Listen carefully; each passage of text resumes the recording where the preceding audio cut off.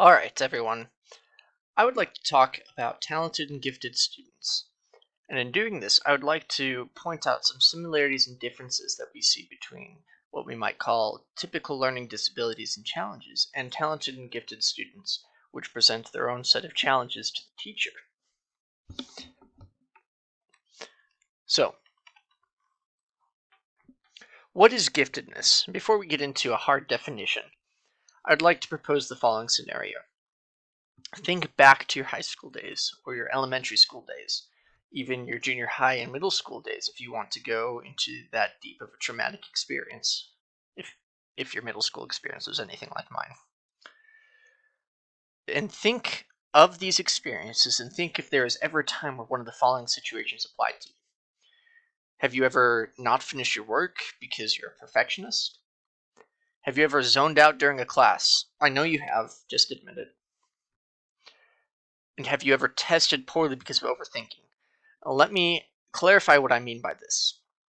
So, imagine that you're sitting in history class, you get a question, you're like, oh, there are all these multiple choices, and question or answer A might be the correct response if I look at the question like this, but if I look at it from this other angle, it might be answer B. Does this sound familiar to you?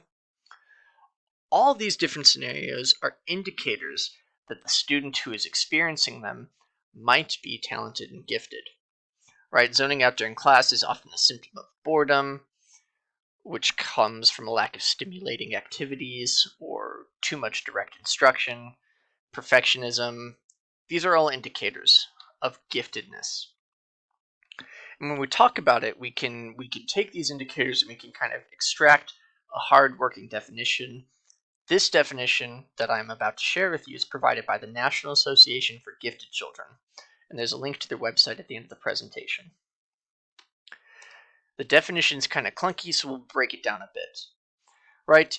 So, in the beginning, from the get-go, we have a distinction that giftedness encompasses both students who perform at a level and students that have the capability of performance at higher levels compared to others of the same age and experience and environment. Right? So, it's not just students who are doing well, it's students who could do well if they were given the right tools. And those tools, as we see in the second part of the definition, include modification to the educational experience. And this sounds very similar to me, and it should sound similar to you, to the steps that we as teachers need to take to accommodate students who have learning disabilities or language challenges. Right? So here are the things that students with gifts and talents need.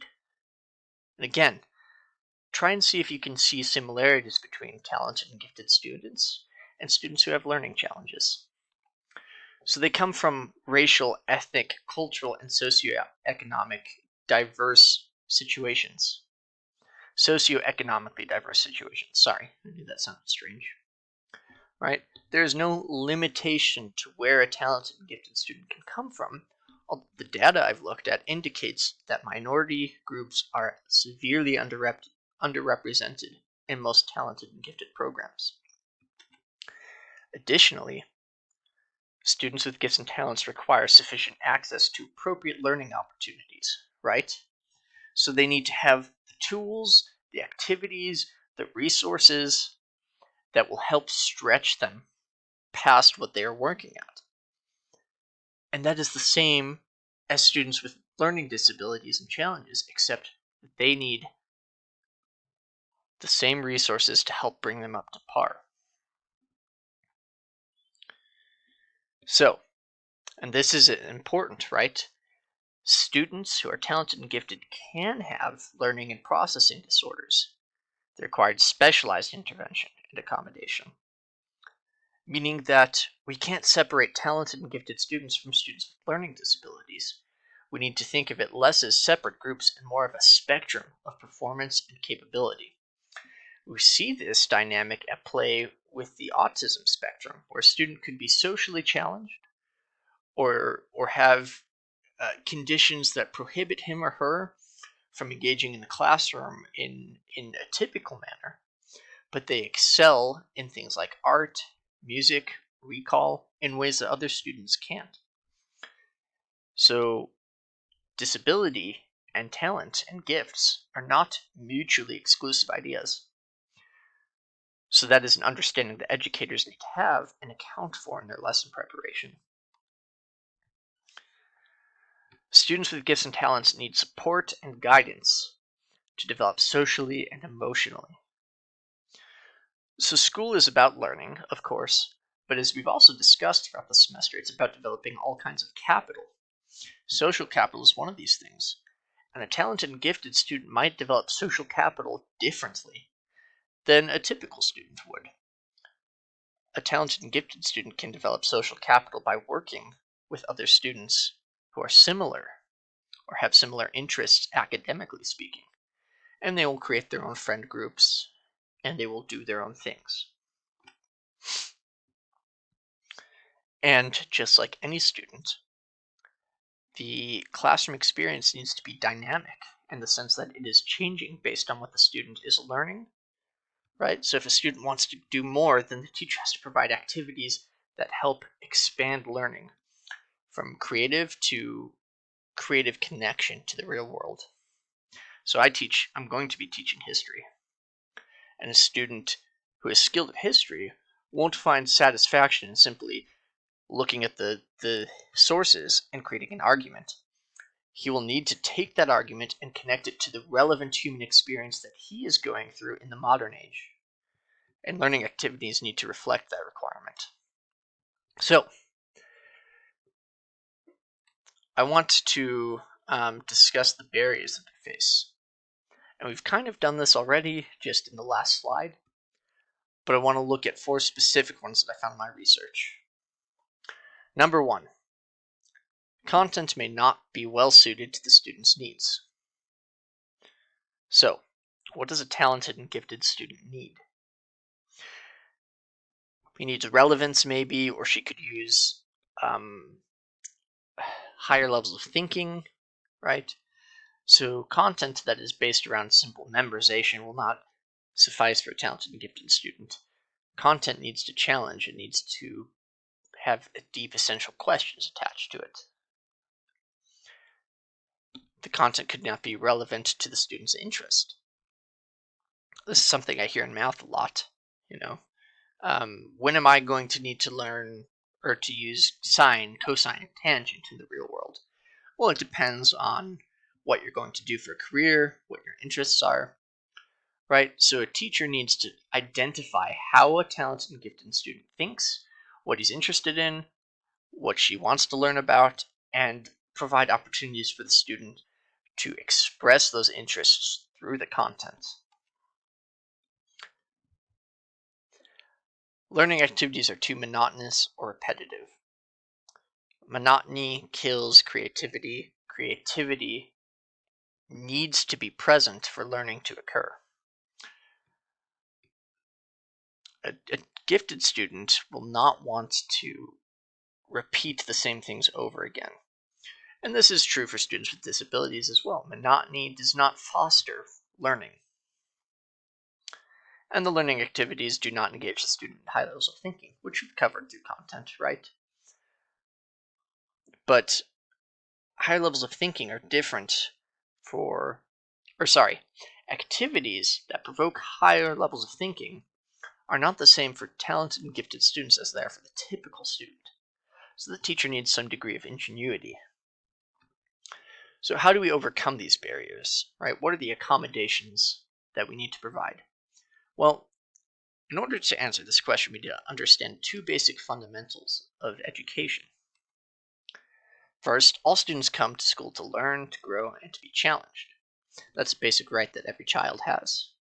And that's why the government has provided so many tools for education and the requirement to go to school. Second, all students have the right to an education which includes tasks for the student's learning levels. So in order for a student to be challenged, which is part of the first fundamental, she needs to have tasks designed for her learning level. And this is true for students who are talented and gifted. So, I'd like to take a moment to brainstorm some general ideas about how we can accomplish this. You can do this on your own paper, you can do this in the comments, as long as you're nice to me. or you can just skip this part of or skip through this video and not do it. It's up to you. I can't control what you're going to do or not do. But after brainstorming some ideas on my own, this is what I came up with. So, offering the most difficult material first, right? A student doesn't need to do 25 math problems if she can accomplish the 5 most challenging of those problems, right? If she does that, then there's no need to ruin her day by giving her 20 more problems. And it allows her to have time to do other interesting things engaging with the content.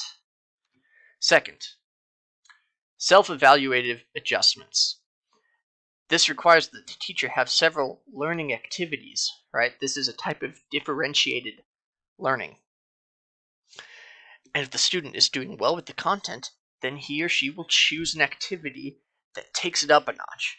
Or, adversely, for a student that's being challenged, that can't keep up with it, they will take the activity down. This allows the student to determine the pace of his or her learning. Third, gifted students can work together. This is a type of social capital, as we discussed. I have Roman parentheses here because in my ancient Roman history class, just today, for example, we showed up and all the students were talking about the reading and arguing back and forth, and the teacher didn't even start class, or the professor didn't. He just let us talk until we kind of burned ourselves out of the conversation. Talented and gifted students can do this. Tiered learning, right? This is where the teacher designs a difficult, challenging lesson for talented and gifted students, and then lowers the challenge for average students and then students with learning disabilities. And student independence in projects, right? Allowing students to express their interests through the content. So the zone of proximal development is something we've discussed before, right? But these hard lines you see between the different zones, we need to erase them. This is something I talked about earlier, that learning comes on a spectrum, not hard zones. So the zone of proximal development, students that are talented and gifted are probably going to be closer to the out of reach type of learning and activity, and we need to accommodate for that as teachers. In conclusion, I'm leaving here for you some of the links of my research if you want to go ahead and read more. I'm interested to hear your comments and your critiques, and further questions I will look forward to answering in the discussion boards. Thank you.